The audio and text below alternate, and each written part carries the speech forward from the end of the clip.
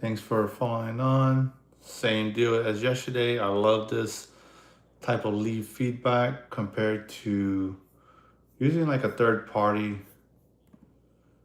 I'm going here live on Facebook and all right, finishing up here. Hope everybody's staying warm. Everybody is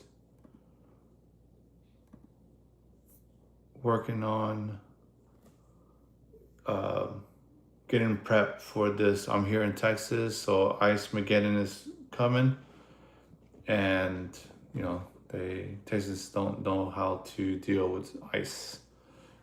So sorry if I'm a little sweaty. Doing moving, setting up TVs, building stuff, and uh, putting together my desk here, and so I'm very sweaty here.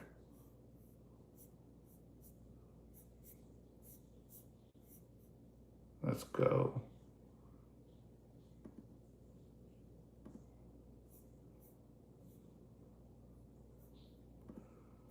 All right. I wish I could move this.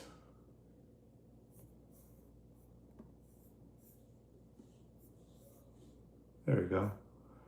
Write in the comments if you have questions about the A&P, more, um, about your eligibility, if you want to go to a course, comment below class, so that way I can send you the link to our A&P course here.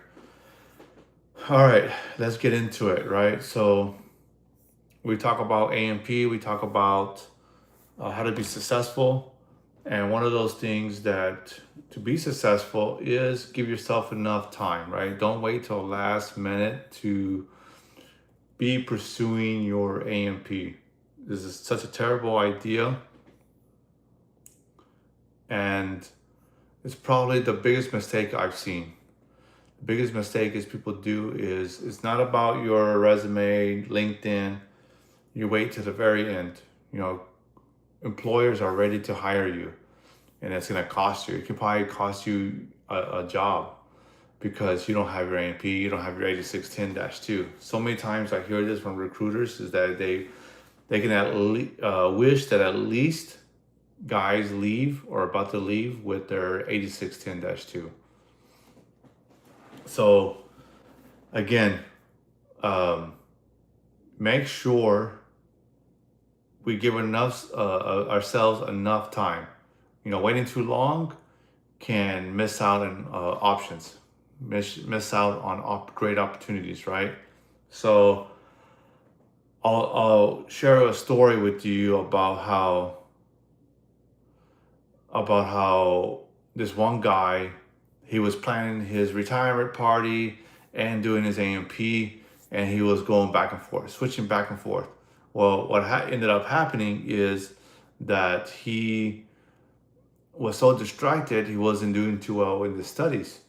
And so we had to sit down with him. I was like, dude, your retirement party can wait, and let's knock out this A&P because you're here for a short time and then you're trying to do both. So zero focus or a hyper focus on one, and then you can hyper focus on the other, not at the same time, because then you don't win at all on either side. Hello, everybody on, let's see, make sure I'm not missing anybody. And hi, thank you guys. Roxy, thank you. All right, thank you. And I liked Tricked Mikey. Okay, thank you very much. See if there's any comments. All right, cool. All right, what I would recommend, if this particular guy, he would, he kind of prioritized his retirement party, which is a big no-no. So I see this quite often, you know, guys trying to juggle family relocation, job hunting, you know, like and out processing. That's a lot to work with. So try to do this within, for sure, within I mean, anytime, as soon as you can get your FI level, and after that, start working on it. Any kind of education, start knocking that out. Because what happens is that if you wait too late, you know, it makes it more difficult. You start compressing and you start stressing yourself out. So your stress spikes. You have no timeline. You don't know what to tell people because you still need to get step one done, which is your A&P. So what happens is that people can settle for less. Whatever the first thing that comes, it can happen, and that's in a place that you don't want to be in. So, and then, if you wait too long, then it becomes difficult to find funding for it, right? When you can get it for free.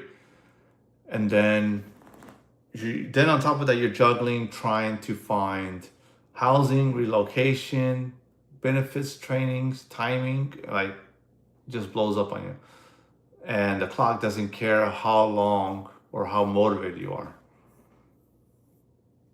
So opportunities, when they want to get you hired on, because a lot of times we have opportunities, they got other people ready to go, and you don't want to miss out on an opportunity.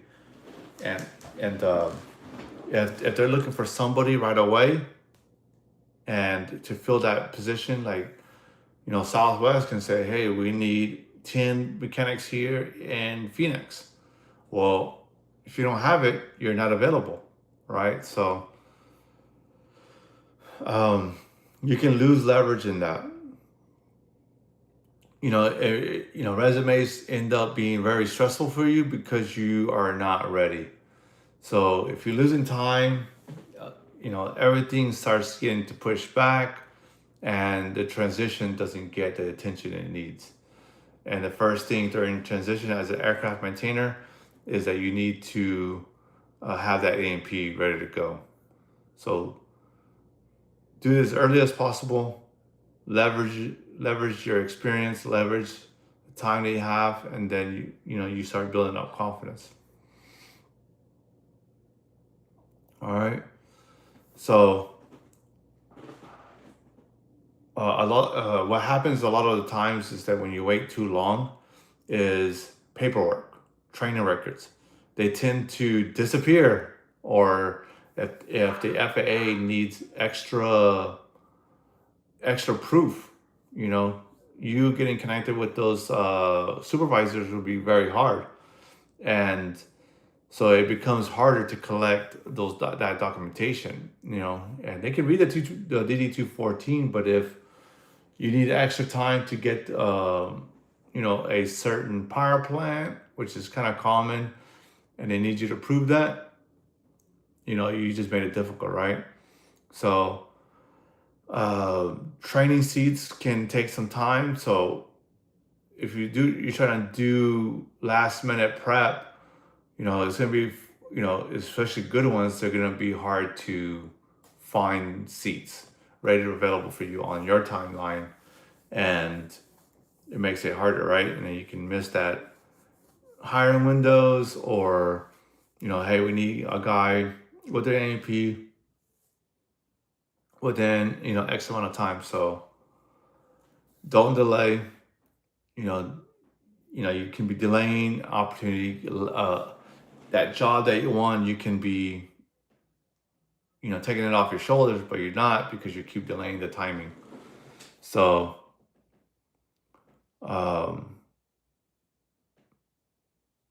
yeah, if you're PCSing and you have, like a lot of things can, waterfall so bad, and you're trying to like start dealing with more as time creeps up more towards your separation.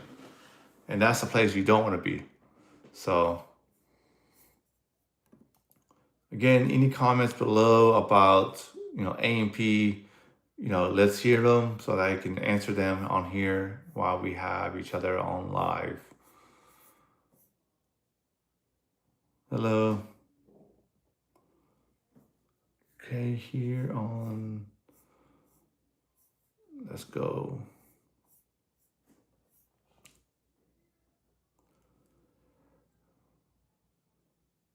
So as you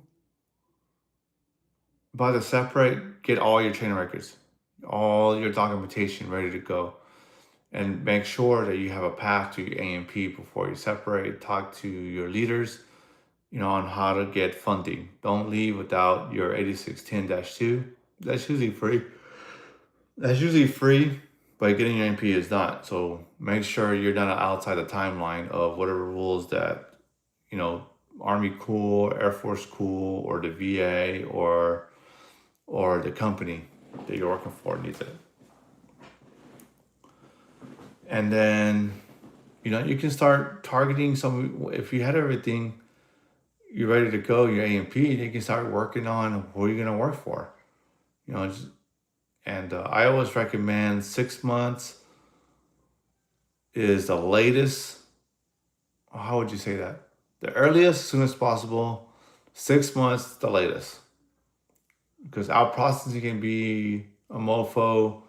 I think it's within 6 months you can start doing your medical stuff. So a lot of out processing. Start, which you can also start with your prep, resume, review, interview readiness, because those things are going to be super important for your, your transition.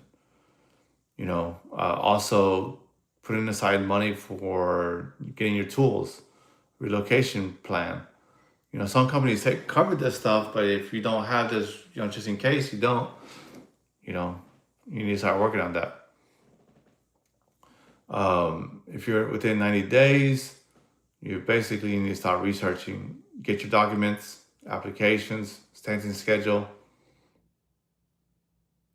And then when it comes to your A&P, so plan early as possible, and it opens up more options.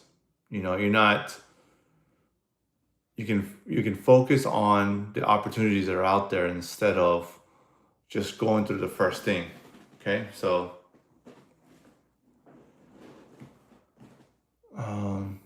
but if just don't be the one within 6 months trying to get all this out of the way, because you got so much on your plate. And then some of you guys, depending on your position, you have to also on top of that work. So you don't want to be in that position where you're trying to lead, trying to do your job, and then on top of that, trying to do transition, A&P. It just happens, and you don't want to be A&P, getting everything that's going to prepare you on the outside. That should be your priority, within 6 months. After that, of course, or before that, you want to start already getting your A&P ready and out of the way. But when it comes within 6 months, that's code 3 right there. You need to start working on your A&P for sure. So if you think this was useful, you need a guidance on your how to get your A&P, comment below class, and then I can help you out with that, so that way you can be successful on your transition and knock this out. Comment below class, and then we'll get you rolling with the A&P stuff. And join our community, school.com/military-maintainers, and you can get your A&P. All right, if there's no questions, hello, thank you. Everybody on YouTube has been super nice. And Facebook, nobody commented. Boo, guys, come on. But anyways, I know this Facebook will take off, and I look forward to talking to you guys more. And now I'm just pulling chalks. So chalks out. Have a good night. Be safe. Stay warm. And see you soon.